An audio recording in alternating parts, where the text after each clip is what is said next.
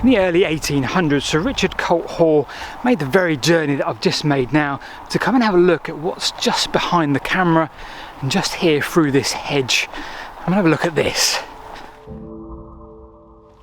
Now this is Bury Hillfort, really impressive Hillfort, hidden in all the trees here in northwest Hampshire. So it's not very famous even to the locals, but that wasn't always the case. Sir Richard Colt Hall painted a picture of Sir Edmund Ironside battling from this fort against Canute, who positioned himself across the valley at Bulkesbury Hill. So with a fair degree of confidence we can say that didn't happen, or at least there is no evidence of it happening. But the evidence that was found here for the past and the history of Bury Hillfort was so much more compelling, and it told us so much more about the history here, much more than Sir Richard Colt Hall himself could have ever imagined. In the heart of these ancient landscapes we're surrounded by these enigmatic remnants of hill forts. I wanted to tell their story. My journey began with a simple perception, an image of these fortresses as mere bastions of Iron Age life. I imagined nothing but a place of dwelling, and yet when I delved deeper, that veil of simplicity lifted and it revealed a story that I'd never considered, a far richer and more complex narrative. These hill forts held roles and secrets far beyond mere habitation. These hill forts have stood here for over 2,500 years, and today I want to share with you what I've learnt, just by scratching the surface, and how that's changed my perception of the landscape forever.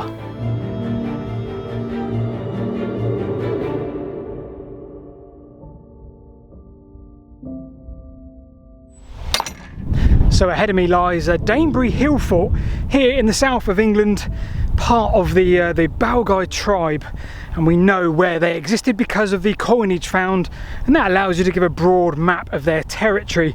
And we also know more recently that they had a king at one point, Eustanertos, because that was found on a coin typical of the Balgai tribe.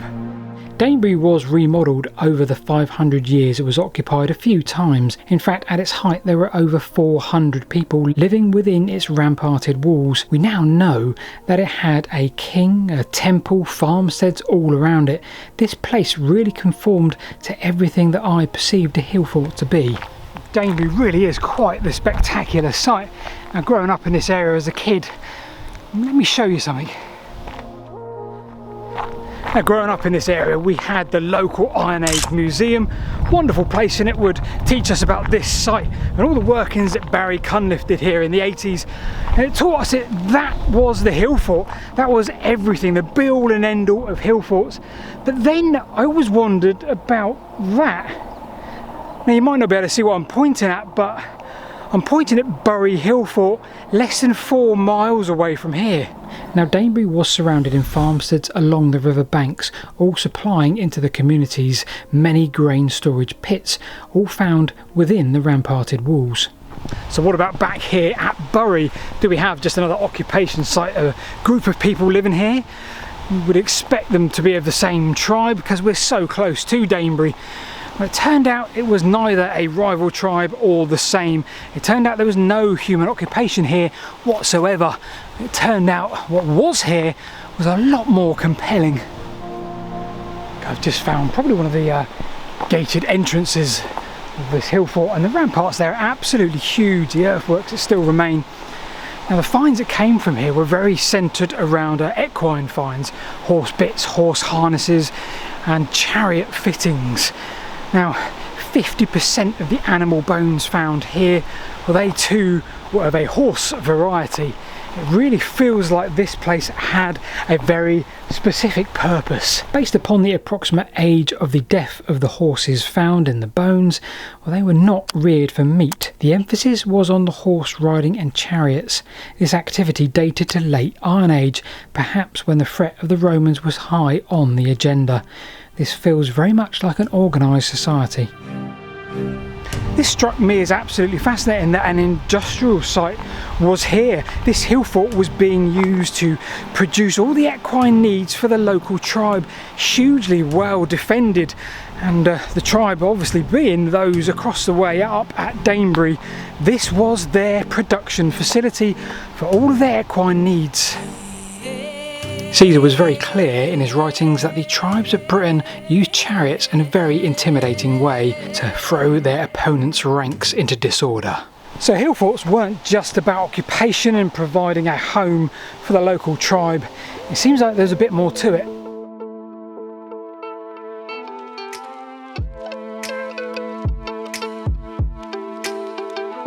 Okay, just up ahead is Figsbury Rings. Now before I show you it in person, have a look at this drawing from William Stukely. He came here in 1723 and drew the landscape in a very William Stukely type way. The most important thing for Stukely was the position in the landscape. He marked on his drawing Old Sarum, New Sarum, the Clarendon Park, a Roman road. Stukely conjectured a lot about this site. Now the site itself is not only windy, but it's also really fascinating because you think Hillfort, classic rampart, bank structures all around the outside. Now when Maud and Ben Cunningham came here to excavate in the 1930s, well, they described the inner part as a henge. They suggested it was probably late Neolithic. It had very sharply cut edges and they described it as V-shaped. No timber and no stone was found here, and they suggested it could be a causeway enclosure. Either way, perfectly concentric, we have maybe over 1,500 years later the remains of a univalent Iron Age hillfort, 800 to 500 BC, and what's interesting about both eras that we have no evidence to date of occupation. No one lived here, but that wasn't always believed to be the case. A little bit of shelter from the wind in the Neolithic ditch. The site here was commonly known back in the Antiquarian era as Chlorus because a lot of those antiquarians believed that this place was occupied by the Romans right here in the 4th century. More specifically, Constantine Chlorus, who came here to crush a rebellion in the 4th century. Now, he may well have came and crushed a rebellion, I've no idea, but there's certainly no evidence here of Roman occupation, despite the fact there was a firmly held belief for probably a century or more. Now, William Stukely suggested that this lesser camp, well, it was enlarged by the Romans, he said, and they took the earth from this ditch here and put it on the banks that we see today. That was how they were built up to look like what they look like now. Now, I don't want to sort of mock Stukely for his conjecture there and how badly he got it wrong, because I think he did get something right. If we stand on the rampart there, the Iron Age rampart, you'll see exactly what I mean. And that was the view, and I don't think it was just the view that he was drawing when he depicted these ancient sites. I think it was the significance of that site in relation to the landscape. He almost drew it like a drone shot, slightly from above, and it allowed us to see Old Sarum, New Sarum, Roman roads, everything there that would have been potentially important to him at the time, and maybe as we go back through time, those as well. The henge probably couldn't be seen from down in the valleys there, but certainly from the henge you have the significance of the sites that lay in front of us. Maybe Stukely was onto something.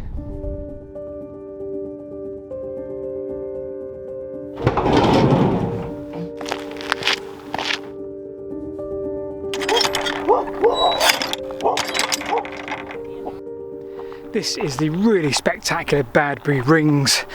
On the maps, as with many of the hill forts that we've seen today, it states fort, and that's okay because look at this significance of these ramparts here, the banks and the ditches, and there's 3 rings of them as far as I can tell.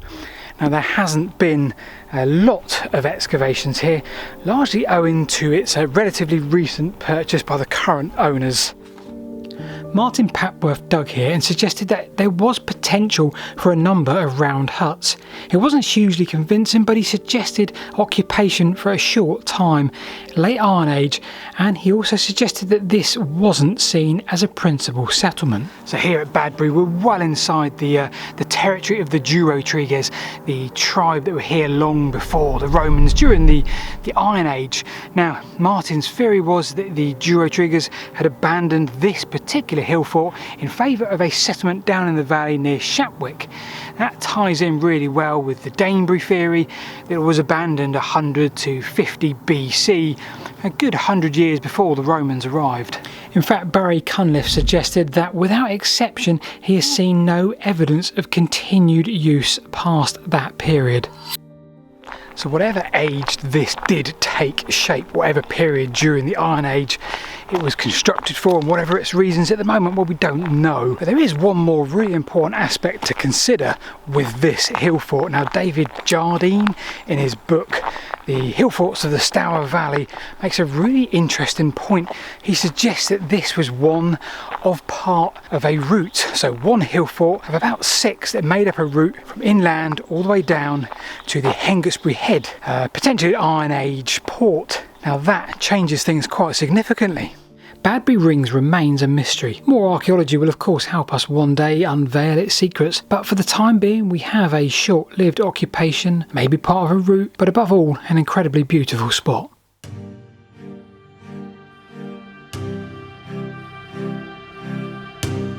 Mortimer and Tess Wheeler came to Dorset in the 1930s. They had an agenda. They wanted archaeology to be on the map, and rightly so.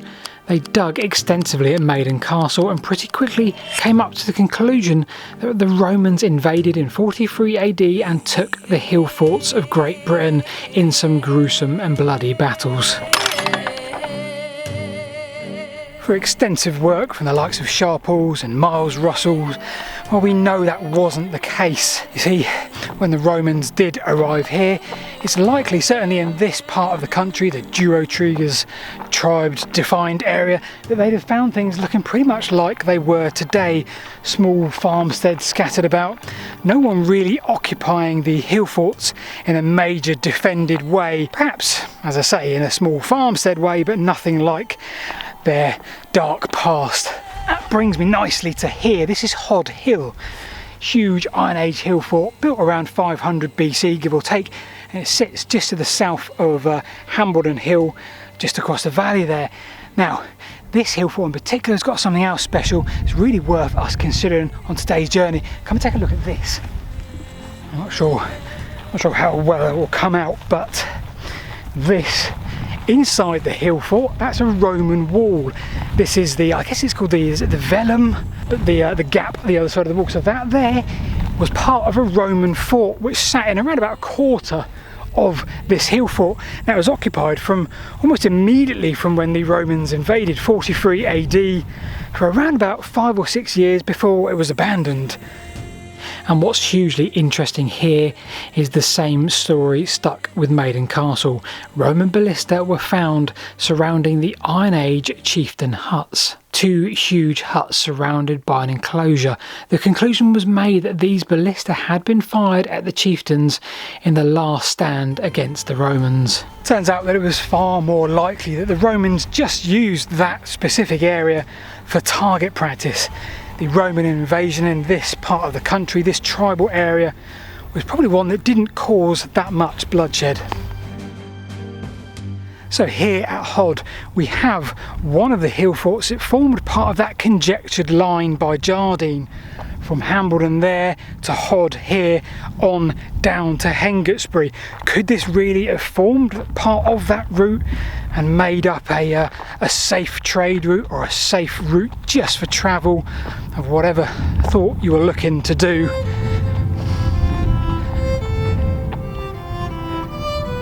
I'm not quite sure I'd want to make the journey from there down the hill and back up the hill over such a short period, but I do like the notion nonetheless.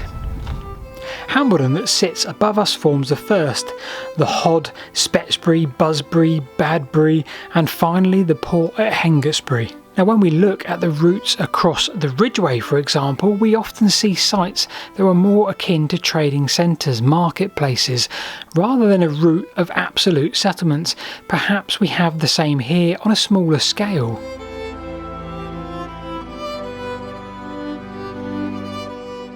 Up here on Hambledon, well, It might help to look back a little bit further in time. Also, it's quite spectacular. You see, so many of the hill forts we see today sit on top of or are surrounded by much older sites, sometimes Bronze Age, sometimes later within Neolithic. Hambledon is no exception, and we have not only a Neolithic causeway enclosure here, but also a defended one. Evidence of timber palisades here have been found.